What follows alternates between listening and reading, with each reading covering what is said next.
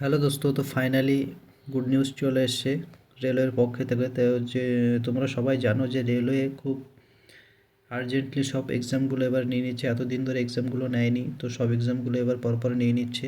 তো তার সঙ্গে সঙ্গে গ্রুপ ডির ভ্যাকেন্সিও আসার কথা ছিল, আমরা শুনছিলাম। তো ফাইনালি একটা নিউজ চলে এসছে আমাদের কর্মসংস্থান পত্রিকায়। তো এটা যেহেতু কর্মসংস্থান পত্রিকায় এসে, তো জেনুইন নিউজ।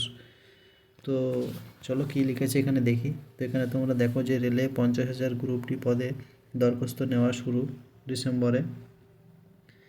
এখানে যদি আমরা দেখি তাহলে দেখো এখানে লিখেছে যে পূর্ব রেল, দক্ষিণ পূর্ব রেল, উত্তর পূর্ব সীমান্ত এবং মধ্য রেল পূর্ব সীমান্ত, মানে সবগুলো যে আমাদের যে 29টা জোন রয়েছে, সেই 29টা জোনে 21টি রেলওয়ে রিক্রুটমেন্ট বোর্ডের মাধ্যমে গ্রুপ ডি পদে প্রায় 50,000 শূন্য পদের জন্য বিজ্ঞপ্তি বেরোচ্ছে ডিসেম্বর মাস নাগাদ। তো যারা যারা রেলের জন্য প্রিপারেশান নিচ্ছ, তারা রেলের জন্য প্রিপারেশান নিতে থাকো। এক্সামগুলো তো চলছেই, তাছাড়া গ্রুপ ডির একটা বড় ভ্যাকেন্সি আসতে চলেছে।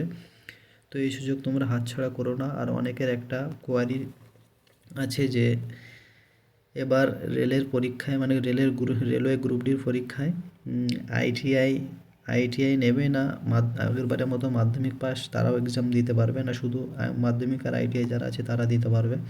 তো সেই সম্পর্কে রেল আগের বছরে একটা নোটিফিকেশান বার করেছিল যে আইটিআই নেবে। তো তারপরে এখনও কোনো নিউজ বেরোয়নি যেহেতু, তো এখনও কিছু বলা যাচ্ছে না। তবে মেন যে ভ্যাকেন্সি, এই যে ভ্যাকেন্সিটা বেরোবে, সেই ভ্যাকেন্সিটা বেরোলে তারপরে বলা যাবে যে আইটিআই নেবে না মাধ্যমিক সহ আইটিআই নেবে। ঠিক আছে, তো এটাই দেখা হবে নেক্সট ভিডিওতে। বাই বাই, টাটা, জয় হিন্দ।